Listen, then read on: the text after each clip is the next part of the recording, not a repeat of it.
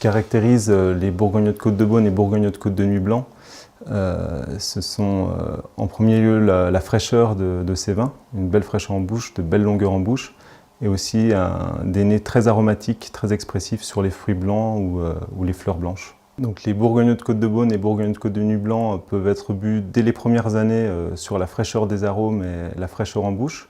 On peut aussi garder ces vins jusqu'à 5 à 8 ans pour certaines cuvées, avec des arômes plus complexes, tertiaires, sur des notes de noix ou de miel, et avec des bouches plus rondes, avec toujours une belle longueur.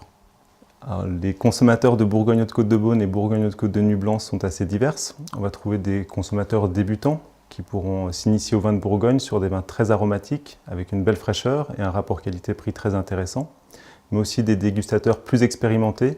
qui vont trouver sur des cuvées de terroir avec un élevage un petit peu plus poussé en fût de chêne, des vins très complexes qui ont toujours une belle longueur et une belle fraîcheur en bouche. Alors, les Bourgogne Haute-Côte, on trouve des vins assez frais qui vont pouvoir être bu à l'apéritif ou à la sortie du travail dans un bar à vin à partager entre amis avec quelques morceaux de charcuterie ou de fromage à grignoter.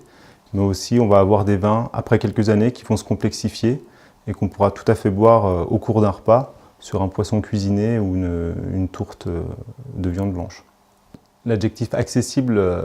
caractérise vraiment ces vins de Bourgogne Haute-Côte de Nuit, Bourgogne Haute-Côte de Beaune, aussi bien à la dégustation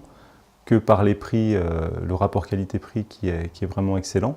mais aussi par l'accessibilité des vignerons qui seront ravis de vous accueillir dans leur cave, dans les Bourgogne Haute-Côte de Nuit, Bourgogne Haute-Côte de Beaune, vous présenter la diversité des vins, mais aussi la diversité des paysages,